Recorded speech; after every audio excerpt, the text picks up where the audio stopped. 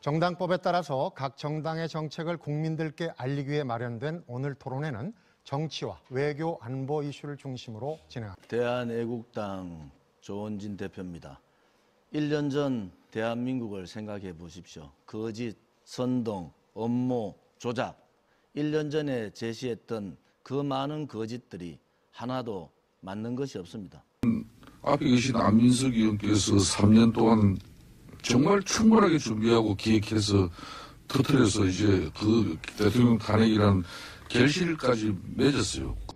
태블릿 PC가 최수실 소유들한테서 이용을 하지 않은 것이다라고 봤을 때 그렇다면 이게 보통 큰 문제가 아닌데 어떻게 이게 여기까지 이렇게 쭉 되어 왔는지 이게 대한민국이 이게 정말 이게 뭐 어디에 또 뭐 다 국민이 말 그런 걸 전제로 한다면 국민이 다 속았다는 얘기인데 문재인 정부 6개월 만에 안보가 무너지고 한미동맹 무너지고 6개월 만에 경제는 파탄으로 가는 징후가 보입니다.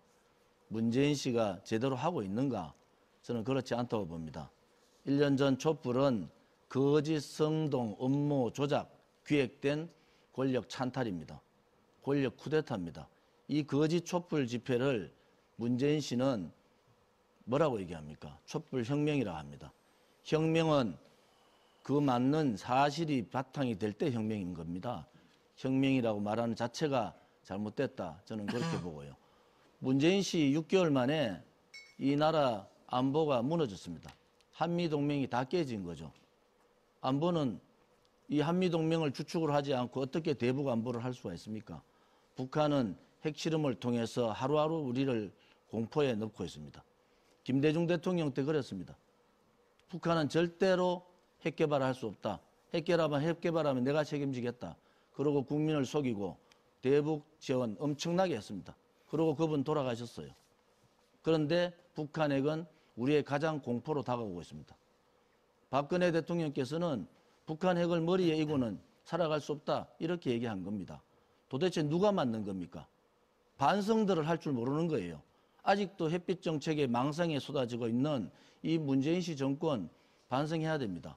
또 하나 더 말씀드리면은 이 북핵을 막을 수 있는 방법은 미국의 존 볼트 전 유엔 대사가 했잖아요. 시간이 없다. 3개월밖에 시간이 없는 거예요. 그러면은 방법은 단 하나밖에 없습니다. 레짐 체인지. 김정은 드러내고 북핵을 제거시키는 방법에는 뭐가 있겠습니까? 네. 이제 레짐 체인지 외에 다른 방법이 있으면은 찾아보라 그러십시오. 북한 핵을 바로 드러내지 않으면은 그 짐은 우리 후대들한테 엄청나게 다가오고 대한민국은 북한의 핵 속국이 될 수밖에 없다. 저는 그렇게 생각합니다. 네, 알겠습니다. 4강 외교에 대해서 좀 진행을 하면 어떨까 싶은 생각이 드는데 우리 조원진 의원님이 지금 뭐 전술핵 전략핵 얘기하는데 민주당 문재인 씨 정권 할 말 없는 거예요. 전술핵이 뭔지 전략핵이 뭔지 그런 외교부 장관 갖다 놓고 무슨 협상을 합니까? 그 말이 안 되고요. 또 하나는 지금 안보 라인이 다 무너졌잖아요. 왜 무너졌느냐? 믿음이 없어진 거예요. 한미 간에. 한일 간에도 믿음이 없어지고 우방 국가들이 대한민국의 지금의 정권을 인정을 못하는 겁니다. 왜? 비서실장이라는 사람이 주최사장 김일성 주최사장파를 따르던 주사파의 거도 아닙니까? 그다음에 정인용 안보실장 정보에 대해서 문외한입니다. 강경화 외교부 장관 외교의 왕따를 주장하고 있는 사람이에요. 또 문정인 안보특보 외교안보특보 대한민국의 가치하고는 전혀 반대 입장을 가는 거예요. 송영무 국방부 장관 흥진호 7일 동안 납포됐는데 모른다고 하는 사람이에요. 이 사람들을 안보 라인에 두고 안보를 얘기한다? 다른 외국이 웃는 거예요. 미국이 야, 저 사람들한테 정보를 줘야 될지 안 줘야 될지 참 고민거리가 되는 겁니다. 그래서 대한민국의 문재인 씨 정권의 안보 라인은 다 무너진 거다. 그래서 미국이 지금 북한의 핵을 제거하지 않고는 안 되는데 3개월밖에 시간이 없다고 얘기하는데 방법은 한국의 문재인 씨를 못 믿는 겁니다. 그러니까 미국 스스로가 방법을 찾을 수밖에 없지 않냐. 이게 말이죠. 어쩔 수 없는 상황이 온 거예요. 그러면은 지금 할 수 있는 방법은 뭐냐. 이 안보라인 5인방을 다 새롭게 퇴진시켜야 되잖아요. 그리고 새로운 균형 감각을 가진 사람들을 넣어야지 대한민국의 안보가 제대로 서는 겁니다. 지금요. 안보라든지 국가 운영은 좌우의 날개로 날아가야 되지. 문재인 씨가 후보 때 얘기한 대로 보수를 불태워버리겠다. 또 이해찬 전 총리가 보수 뿌리 뽑겠다. 그러고 난 다음에 뭐라 했어요? 지금 국무총리하고는 이 정신없는 이낙연 총리 뭐라 했습니까? 촛불혁명의 도구로 공문을 써야 된다. 이게 말이 되는 소리입니까? 네. 그래서 국가가 위태롭다는 거예요. 그래 국가가 제대로 가려면은 좌우의 날개가 균형을 맞을 수 있는 그런 정책을 써야 된다. 이런 말씀을 드리겠습니다. 알겠습니다. 이어서 조원진 의원 당부드리는 건요. 이게 이제 이 시청자들이 많이 보고 계시니까 대통령에 대한 호칭은 조금 주의를 기울여 주시기 바랍니다. 대통령으로서 잘해야지 대통령이라고 부르죠. 사석에서는 좋습니다만. 자, 제가 중국의 사실은 지도부들을 엄청 많이 만난 사람입니다. 시진핑 주석당 6번 만났는데요. 지금 중국은 이 한반도의 비핵화예요. 그다음에 대량 살상 무기를 원하지 않는 겁니다. 그런데 북한이 중국을 말을 듣지 않고 핵을 개발한 거예요. 여기서 실마리를 찾아야 됩니다. 중국의 바로 턱 밑에다가 북한의 핵을 가지고 있다는 거 아닙니까? 이것은 중국이 원하지 않는 거예요. 그러면 한국도 원하지 않고 중국도 원하지 않고 미국도 원하지 않으면은 북한 핵을 제거할 수 있는 방법을 찾으면 된다. 저는 벌써 미중 간에는 어느 정도 거래가 끝났다. 그런데 이 문재인 씨 정권이 그걸 모르는 거야. 중국에 대한 전문가가 거의 전무한 거예요. 그걸 알면은 실마리를 풀 수 있는 길이 있는 겁니다. 그다음에 한중 간에는 전략적 협력 동반자 관계가 돼가 있습니다. 박근혜 정부 때 이런 거예요. 중국의 많은 지도부나 중국 인민들이 한국에 의해서 대한민국에 의해서 통일이 돼도 괜찮겠구나 하는 인식을 준 겁니다. 그것은 엄청난 인식의 변화를 준 겁니다. 그런데 북한이 중국의 말을 듣지 않고 핵을 개발했다? 중국도 지금 못 참는 겁니다. 그러면은 제가 얘기하는 레짐 체인지가 충분히 가능하다. 그래서 레짐 체인지를 이 빠른 시간 내에 하지 않으면은 우리 대한민국은 우리뿐만이 아니라 우리 후대들이 북한의 핵의 속국이 된다. 이 시기를 놓치면은 엄청난 후회를 합니다. 그래서 이 중국의 정확한 GPR라는 거죠. 정확한 중국의 속내를 읽어야 됩니다. 겉으로 가서 뭐 이렇게 하는 것보다 중국의 속내를 읽고 가면은 이 북한 핵의 실마리가 열린다. 지금 중국의 여러 가지 발언들 한번 보세요. 지금 홍콩에서 나오는 중국의 여러 가지 얘기들 들어보면은 중국 또한 북한의 핵을 어떻게 제거할 건가를 고민하는 겁니다. 네. 그러면은 북한 핵을 제거하는 데는 거의 같은 거예요, 입장이. 그럼 이것을 어떻게 처리할 거냐. 이제 조금 느낀 것 같아요. 러시아를 어떻게 끌고 갈 거냐. 요 문제만 우리 한국과 미국과 중국, 일본이 잘 얘기하면은 북한 핵은 충분히 제거할 수 있다. 이렇게 보는 겁니다. 네, 알겠습니다. 자유한국당 정태욱 의원 바로 할애해서 발제를 해주셨는데요. 다른 토론자들이 비교적 쉽게 토론을 진행할 수 있을 것 같습니다. 대한애국당 조원진 의원 답변해 주시죠. 국정원 개혁 방향을 이 단추를 잘못 끼웠어요. 적폐청산에 완장을 차고 개혁을 가니까 조급한 겁니다, 지금. 그러니까 대공수사권 폐지하자. 이게 정보 수집하고 대공수사권을 분리할 수는 없는 겁니다. 그리고 방금 하태경 의원 얘기했지만 대공수사권을 폐지하면은 어느 부서에서 이걸 해야 되는데 지금 어떻게 되느냐. 대공 문제하고 그다음에 대정부 테러 문제 그다음에 지금 사회 전복 세력들 여기에 대한 수사를 못 하는 겁니다. 어느 부서에서도 지금 못 하게 돼 있어요. 그러면은 실질적으로 국정원이 갖고 있던 모든 안보 권리를 이제 북한 김정은한테 넘겨주는 거 아니냐. 이것은 김일성 때부터 김정일이 김정은이 계속 주장했던 겁니다. 그래서 안보 라인이 무너졌다는 것은 국정원을 거의 무능화시켜버린 거예요. 지금 지금 대공수사권 폐지를 하면은 여기에 대해서는 좀 더 깊은 고찰이 필요하다. 국정원을 폐지하려고 하는 TF팀들이 기본적으로 반대한민국의 생각을 가지고 있는 사람들이 많이 들어가 있단 말이에요. 구성부터 잘못했고 김대중 정권 때 그랬어요. 이게 국정원 개혁한다고 해가지고 했다가 어떻게 됐습니까? 휴민트 다 날라갔습니다. 그거 복원하는데 아직까지도 복원이 안 돼 10년 이상이 걸립니다. 이 국정원 개혁 잘못하면은 이 소위 말하는 김정은이 요구하는 이 대한민국 내에서의 테러 또 반정부 반국가 활동 이런 거를 막을 수가 없다 그렇게 보고요. 또 검찰에 대한 얘기를 안 할 수가 없는데 검찰이 지금 정치 검찰로서 가버린 것 같아요. 그래서 검찰 개혁을 하긴 해야 되는데 이게 공수처로 하기에는 이 검찰이 너무 더 정치적으로 권력을 지는 거 아니냐 이런 생각을 가지고요. 박근혜 대통령에 대한 이 지금의 구속 연장 네. 이거 잘못된 거잖아요.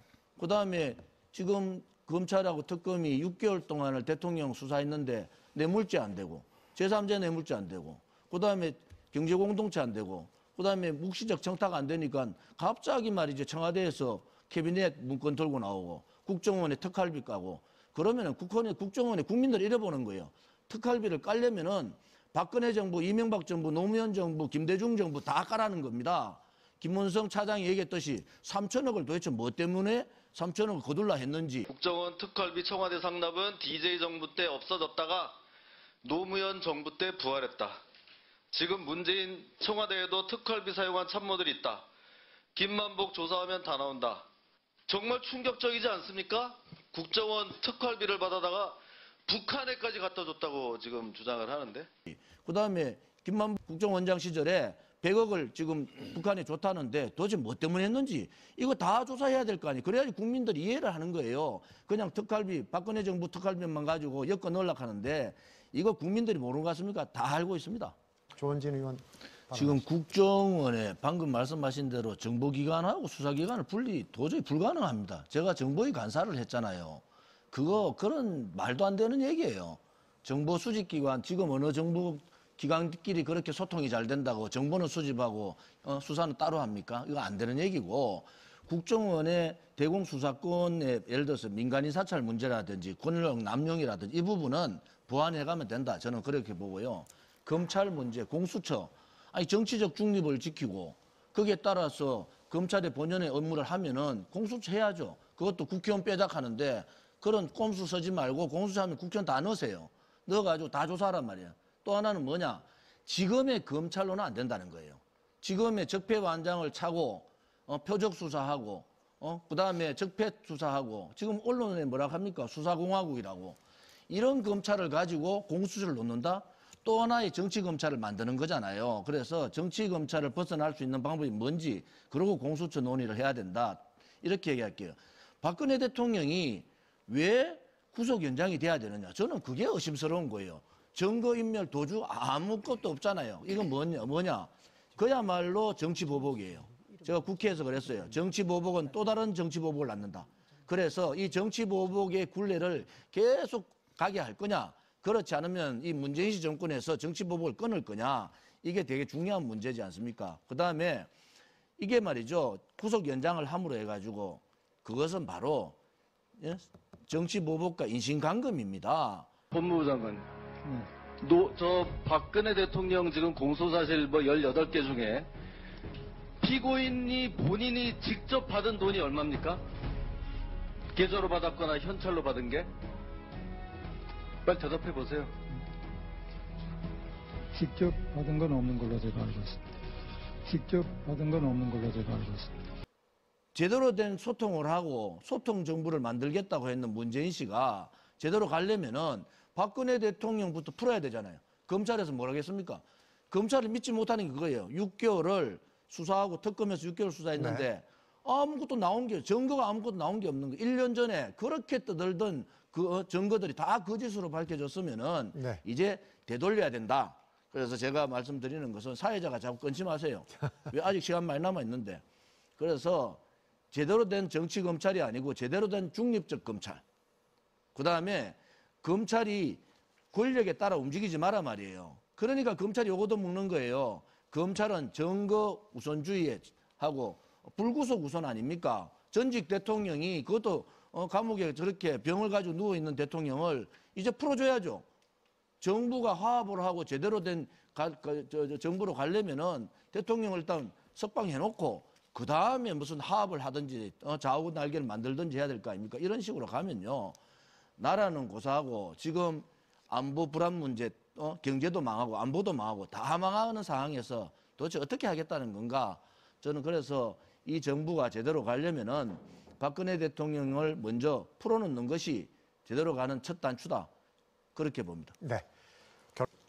지금 조원진 의원부터. 권력기관에 사실은 권력이 집중되면은 독재가 되는 겁니다. 독재가. 그래서 저희들이 제일 대한애국당이 제일 걱정하는 것이 문재인 씨 정권이 이 좌파 독재를 할 가능성이 높다 이래 보는 거예요. 권력지고 네. 돈지고 언론 방송까지 장악하겠다. 그래서 이거는 분명히 좌파 독재로 가면 그 또한 적폐가 된다. 네. 이것은 막아야 된다. 이렇게 보는 거죠. 네. 저희 대한애국당은 대한민국의 정체성인 자유민주주의하고 시장경제를 지키는 가치를 가지고 있습니다. 또 지금까지 6개월 재판, 6개월 수사를 했는데 대통령이 박근혜 대통령이 죄가 없는 것만 밝혀졌어요. 증거가 하나도 없는 겁니다. 1년 전에 그렇게 떠들던 것이 다 거짓입니다. 이 진실을 밝혀야 될 거 아닙니까? 그래야지 대한민국에 진실이 있고 정의가 있다. 이런 얘기를 할 수가 있다. 저는 그래 보고요. 세 번째는 이제 보수 정당은 박근혜 대통령의 거짓 탄핵으로 죽었습니다. 그래서 비겁하지 않고 행동할 수 있고 용기 있는 새로운 보수 정당이 필요하다. 대한애국당 그 점에 최선을 다하겠다 이런 말씀을 드리고요. 문재인 씨 정권 들어와서 6개월 만에 나라가 망하게 됐어요. 안보는 안보대로 한미동맹 깨지면서 무너지고 경제는 지난 예산 통과 봤더니 야합을 넘어서 이것은 있을 수 없는 정치적 밀실 거래를 한 겁니다. 또 대한민국의 미래를 가질 수 있는 예산이 아니에요. 퍼주기식 예산. 이것은 결국 미래 세대한테 엄청난 부담을 주는 예산이 된다. 그래서 안보도 무너지고 경제도 무너진다. 네. 그래서 국민들께서 이 부분에 대해서 정말 이제는 눈을 뜨시고 귀를 여셔야 합니다. 우리 국민들이 일어나셔야지 제대로 된 대한민국을 만들 수 있습니다. 네, 알겠습니다.